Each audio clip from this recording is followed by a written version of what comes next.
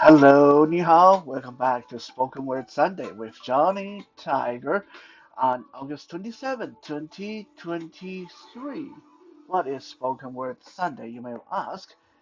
And it's basically Soul Search Sunday with a touch of Wisdom Wednesday because this last Wednesday, for one of the very rare occasions I didn't get around to doing the Wisdom Wednesday, and when you start to fall behind on projects and podcasts and videos, it starts piling up. And pretty quickly, I found myself overwhelmed and have to make some snap executive decisions on which ones to take care of, which one to produce. So rather than trying to play the catch-up game, I'm going to just combine uh, the videos from Wisdom Wednesday to Soul Search Sunday because they are very similar. Both basically, it's you listening to a blind guy talking shit while looking at whatever you can see out of my window. Today we are actually using the training room window rather than the kitchen window. So I don't think the view is as good here. You guys can let me know. Now, today I'm going to talk a little bit about loyalty, and we're going to talk about uh, why is it that throughout Chinese history, the Chinese emperors actually didn't like loyal subjects. That sounds totally ridiculous, right? I mean, you would think, well, if I was the emperor, I want everybody to be loyal to me. I want all the most loyal people I can find. But no, throughout history, most of the time, emperors were very annoyed by loyal people and didn't like them. Sometimes they even go out of their way to try to get them killed. Historically speaking, when we talk about the ministers, the advisors that serve Chinese emperors, they're called Chen, Chen, Chen. Chen means subject, your royal subject. And Chen traditionally split into three categories. There are Nen Chen. Nen means very knowledgeable, good ability. So Nen means capable subjects. These the emperors really like. Uh, Zhongchen, loyal subject. Uh, and Jianchen means the sneaky subject. Jian is a derogative term, means sneaky, cheating, plotting, scheming, politicians, basically. So Jianchen, funny enough, most emperors actually prefer Jianchen over Zhongchen. They prefer the sneaky ones, the problematic ones, over the super loyal subject. Why is that? By looking at some of these examples from Chinese history, we can actually see the same thing that happened in today's world. Have you ever wondered when you go to work or when you're in your circle of friends, how come so and so just seem to like people who suck up to them, people who are just so fake, people who are politically motivated, people who scheme and plot. How can people like people like that? Why don't they like me? I'm forward, I'm straight talking, and I'm loyal. Why don't they like me? Why do they like someone else? Well, maybe after today's video, we'll learn something. Why even the emperors themselves didn't like these loyal people. We can take these 忠臣, these loyal subjects, and split them into three categories. And I'm going to tell you, give you some examples today from various historical characters and figures to illustrate that these three categories all have their own problems, and it's as a result, they were not always favored by the emperors.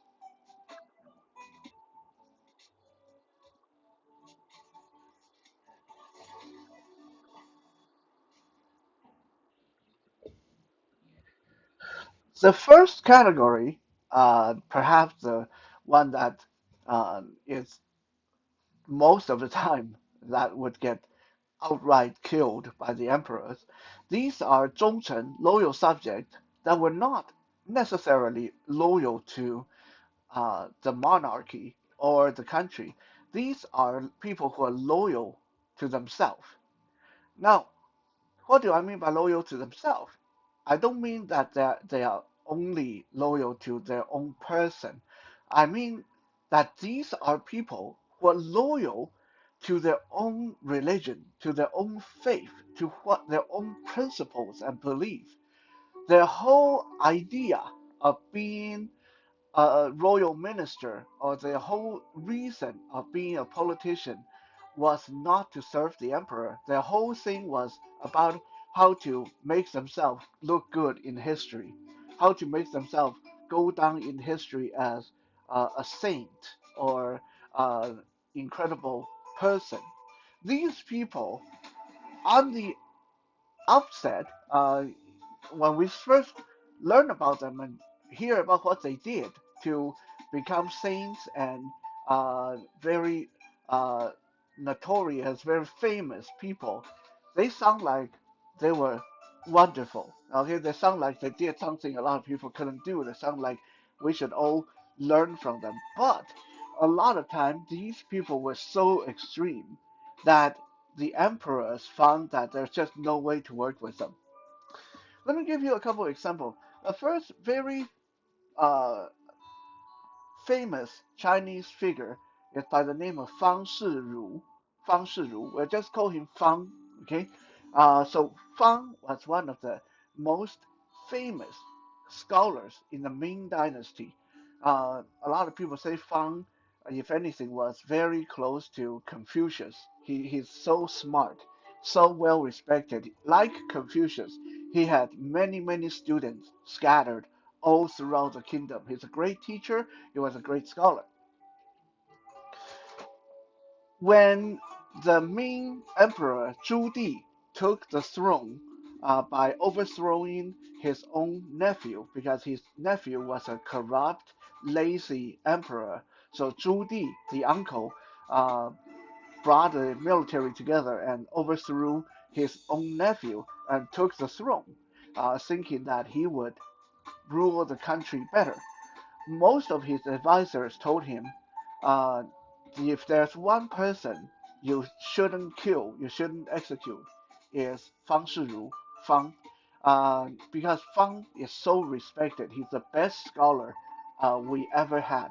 So even though he supported your nephew, you should forgive him. You should give him a royal pardon and let him serve you because he has a really good name and having him on your side will really help your cause.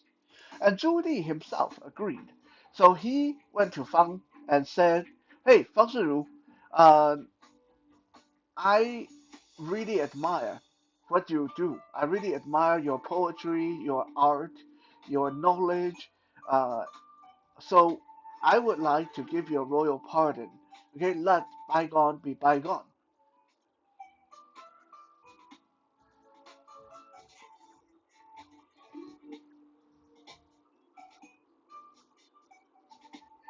Uh, I hope this is still recording because I just got a low battery thing popping up. Anyway, so yeah, Zhu Di went to Fang Shiru and said, "Hey, I would really like you to work for me. Let bygone be bygone. I'm going to pardon you for defying me. But I need you to do something for me. Because when I first went to war against my nephew, you wrote a paper denouncing me. You called me a traitor. You called us rebels. You listed a whole bunch of shit that we did that were evil and stuff like that. So now that we are going to be friends, I need you to write a paper telling everybody that I am the hero, I'm the savior, that I'm the good guy. Okay, can you do that for me?" Fang Shiru threw the quill in the emperor's face and said, I am not going to do that because you took the rightful throne from your nephew. And Judy said, well, yeah, but my nephew was evil. My nephew was no good. All he did was drink and eat and indulge in women. He wasn't doing anything. I did this for the kingdom. And Fang Shiru said, I don't care because you took the throne that's not yours. You are a traitor. So I'm going to tell everybody you are a traitor no matter what you say. And this pissed Judy off so much. And he said, Fang Shiru, you got to realize that you are talking to the emperor. Okay? Defying the emperor carries the death sentence for you, not only you, but 9 generations of your family. Are you really going to piss me off? And Fang Shiru, so stubborn, he said to Zhu Di, 9 generation? What is 9 generation comparing to my reputation? I'm not going to risk my reputation as a scholar to play your game. So go ahead. Yeah, hell, if you dare, do 10 generation, not just 9 generation. Thus, Fang Shiru became the first and only Chinese person ever, throughout 5,000 years of history, to have 10 generations of his family murdered by the emperor. And for what? Because he was stubborn. He wanted to hold on to his reputation as a scholar, as a teacher. He didn't want to kowtow to an emperor. Now, those of you that don't understand this, what is a 9 generation? When they say sentence your 9 generations to death, they mean grandparent, great grandparents, your parents, yourself, your generation, your brothers and sisters, you and your brothers and sisters, children and your grandchildren. All that add together turn into 9 generations. What is 10 generation? In Fang Shiru's case, what is 10 generation? 10 generation means it will include anyone, uncles, aunties, distant cousins, and all his students and friends. So Fang Shiru, wanting to hold on to his own reputation, got his students and friends murdered. Yeah, doesn't sound so great suddenly, does it? So while he sounded like that he was true to his belief, he was loyal to his belief, he was dedicated to what he believed was right, he totally was ready to discard the lives of his parents and his brothers and sisters and even his students. Uh, as a result, there's nothing that the emperor could do with him other than to murder him and murder his family. So Fang Shiru became the first and only person in Chinese history to have a whole 10 generation uh, removed by the emperor.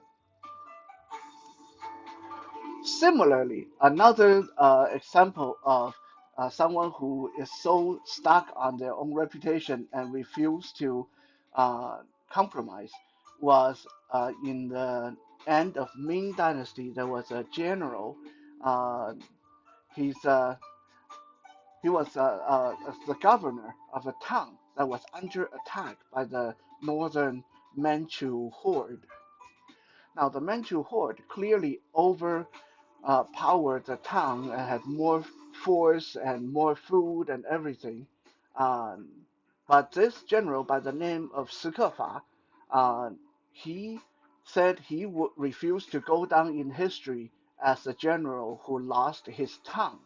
So even though the Manchu ambassador repeatedly asked for their surrender and guaranteed everybody's safety if they would surrender, Sukhofa spat in their face and refused to surrender. He said he would fight to the last man before he surrendered.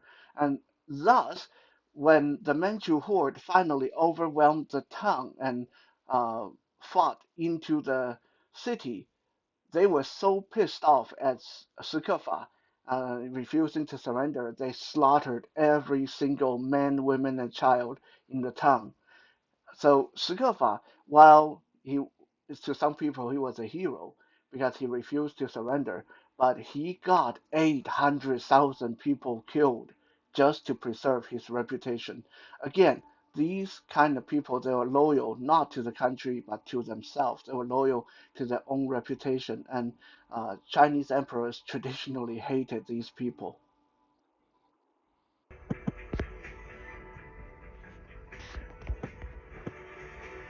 Alright, unfortunately, I have to kill the image of the yard outside.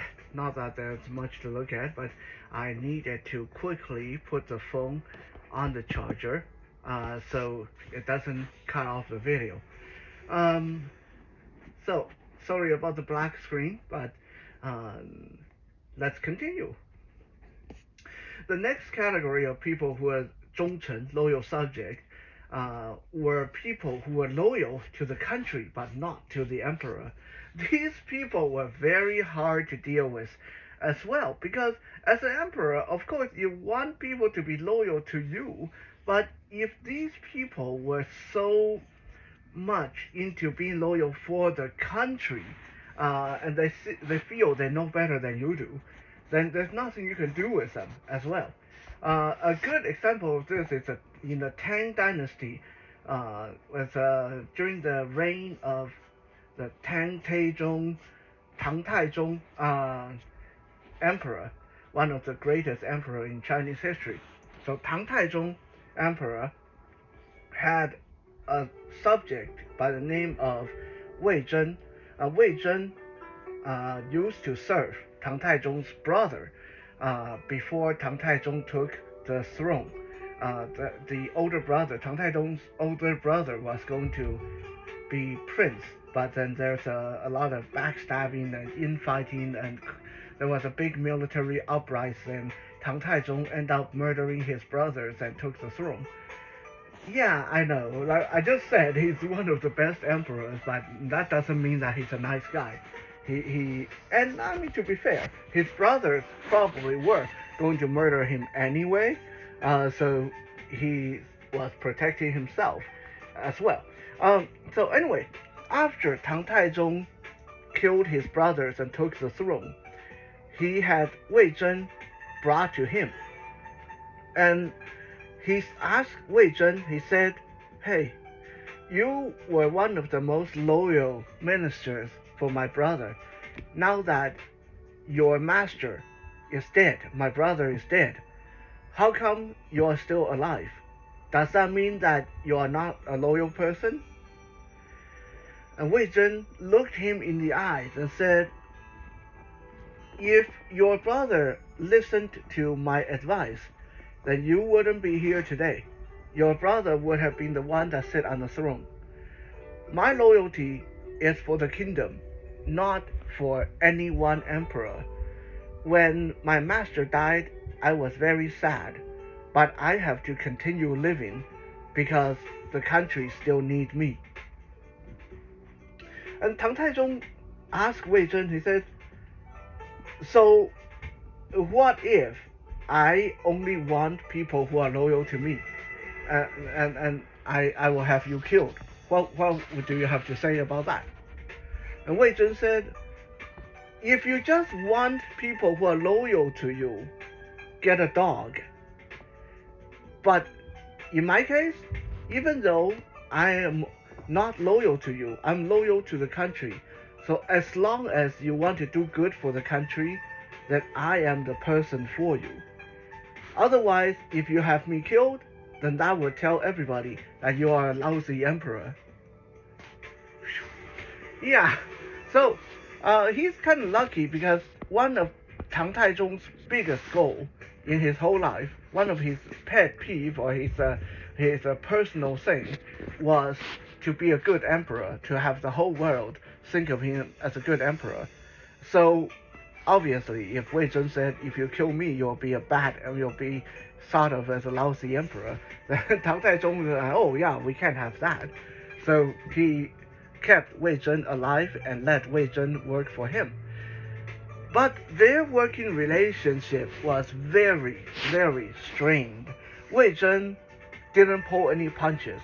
Anytime he saw Tang Taizong do something that he thought was wrong, or that he disapproved of, or that it had nothing to do with making the country better, he would let Tang Taizong have it. He would lecture him on and on and on about how he's a lousy person, how he's letting his ancestors down, and how he. Do you know that while you're sitting here resting, taking a nap, how many people is dying of famine in the northern part of the kingdom? Do you know that you're sitting here eating? A lot of people is dying of hunger in the southern part of the kingdom. Do you know that you're sitting here listening to music? A lot of people are dying from wildfires in Canada. Yeah, no, okay, no, that wasn't that last part, but you get my gist. Like, Tang Taizong couldn't do anything without Wei Zhen jumping down his throat about it. It got so ridiculous that Tang Taizong was seriously scared of Wei Zhen. There's a story that goes one time after he finished signing all the royal decrees and doing all the paperwork, and after he got his work done, and Tang Taizong decided to go into his yard, go to his royal garden, and spend some time with his favorite hunting falcon, his bird, the hunting falcon. So he was in the backyard admiring the trees and plants, and have his hunting bird riding on his shoulder, just relaxing. A little bit of relaxation never hurt anybody, right? Well, suddenly the messengers announced, Wei Zhen is here to see you. And Tang Taizong was so flustered that he grabbed his hunting falcon and stuffed it into the sleeves of his royal robe. As you guys know, they wore really wide, really big sleeves back then. So he grabbed the bird, stuffed it into his robe, and then just held it tight so the falcon wouldn't make any sound, because he didn't want Wei Zhen to see that he's playing with the falcon and give him shit about not doing anything. This was how traumatized Tang Taizong was by Wei Zhen. So as soon as Wei Zhen came into the garden, he saw that the emperor was holding something in his sleeve, and he guessed it was a bird. So what did Wei Zhen do? He started lecturing the emperor about all the stuff that was going on in the kingdom. He made sure that he would make the lecture super long. He talked and talked and talked for like 4 hours before he went home. By the time Wei Zhen went home, Tang Taizong took the bird out of his sleeve, and the bird was dead. It suffocated. So a lot of people like to sugarcoat it and say, well, maybe they just hated each other, like maybe they just like that way. Maybe it's one of those relationships where they love each other too, but maybe they respect each other, but they just couldn't get along. Maybe it's something like that. No, okay. If we go by what happened after Wei Zhen passed away, then you can tell Tang Taizong seriously hated this guy. As soon as Wei Zhen passed away, Tang Taizong had the marriage between Wei Zhen's son and Tang Taizong's daughter, the ninth princess, have the marriage annulled. Okay, your dad's dead, and my daughter is not going to marry you. That's it. I didn't like you to begin with. And then, after that, Tang Taizong ordered people to go to Wei Zhen's burial ground and smashed his tombstone. That's how much he hated this loyal minister of his. The Tang Taizong and Wei Zhen, they spent their life just pissing each other off, but neither would quit because both of them were trying to do their best for the kingdom.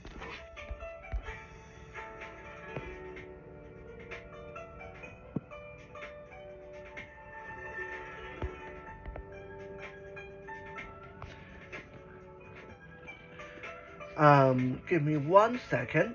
The camera is acting up a little bit. I don't know if it's going to cut us off or not.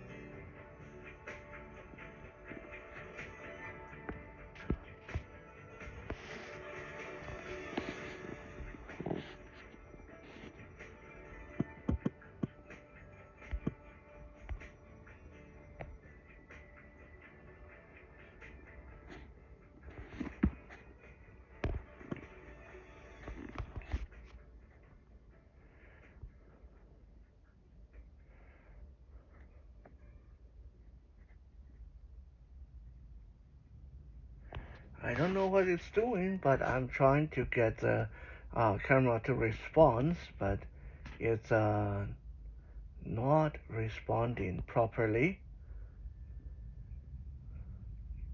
So I'm just going to talk a little bit while I'm trying to get this sorted out.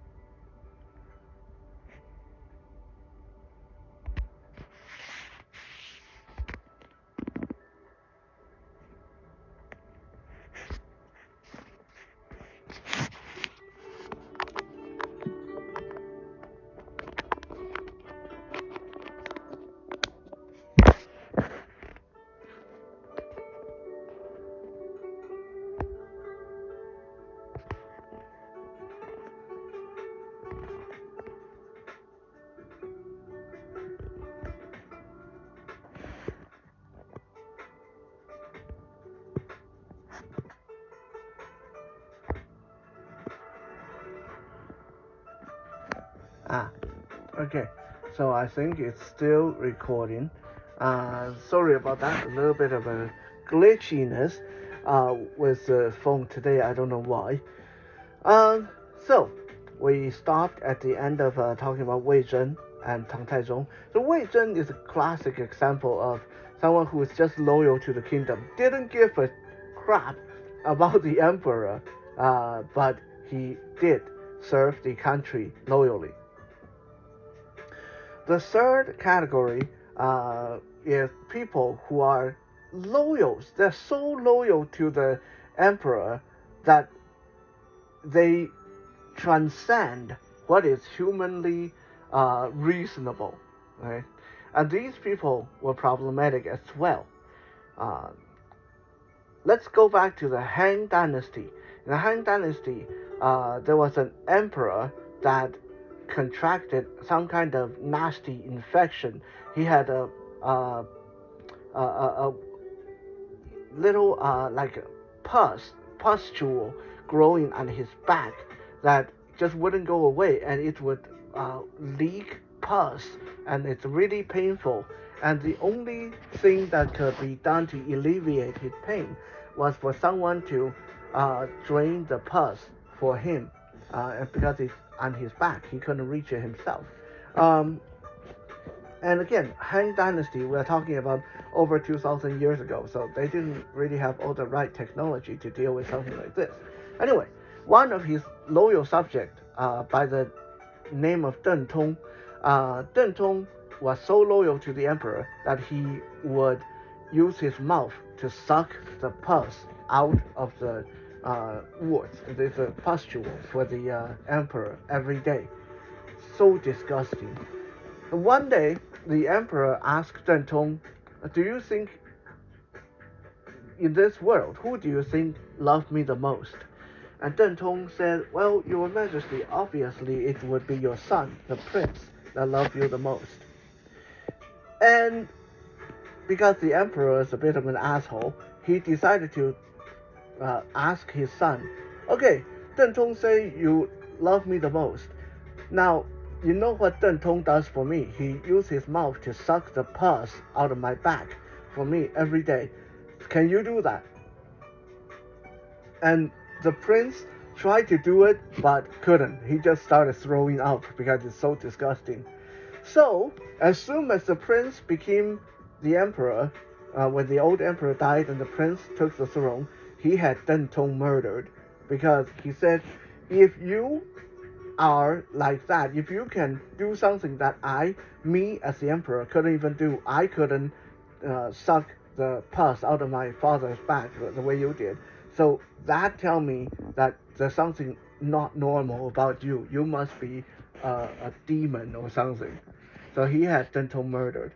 Um, and traditionally speaking, historically speaking, we can see a lot of examples of people who are totally, absolutely loyal to the emperor, turning against their master when things didn't go their way. Uh, this, of course, was one of the reasons of the end of the uh, uh, Western Han Dynasty and the beginning of the Eastern Han Dynasty because of a civil war. There was a general by the name of Wang Mang. Wang Mang was one of the greatest generals of the Han Dynasty and totally fiercely loyal to the emperor. When Wang Mang's second son broke the law, he had his second son killed. When Wang Mang's oldest son broke the law, he had his eldest son killed. Everybody was amazed by how willing he was to uphold the law and serve the emperor. But then, when Wang Mang decided that the emperor let him down, then he started the rebellion and ended the Western Han Dynasty and committed a whole bunch of atrocity. So people who are loyal beyond reason are very dangerous because with great love can turn into great hatred easily, and the emperors knew that. That's why they didn't like these people either. So now that we see there's three types of loyalty, people who are loyal just to themselves or to their own religion or cause, people who only loyal to their kingdom but not the emperor, or people who are loyal to the emperor but overly so. Let's bring it back to today's society. Like I said, a lot of time we go to work, we go into our circle of friends, we'll see that people who are fiercely loyal, people who are extreme, people don't like them. Right? It doesn't matter how loyal you are. People won't like you because people don't know how to read you. People don't know how to trust you. Just like these emperors, they didn't know what to do with these loyal subjects. They didn't know how to control them, how to manipulate them, how to use them. So they hated them. Why did emperors love Jiancheng? Why do they like these backstabbing, conniving, bad guys? Because these guys, their flaws are right in your face. You know what they're about. There's no question about it. If this guy's thing is money, you know money will move him. If this person's thing is women, then you know that's their thing. If this person's thing is action figure, then you know, give them action figure. So if the person has flaws that you can see, it's a lot easier to deal with them. And this is also why, even in today's society, a lot of time we'll see that actually people who have some flaws are a lot more accepted and liked by their peers. Thank you for checking out today's episode, and sorry about the glitchy video. We'll be back again later for some more Johnny Tiger goodies. For now, have a good day.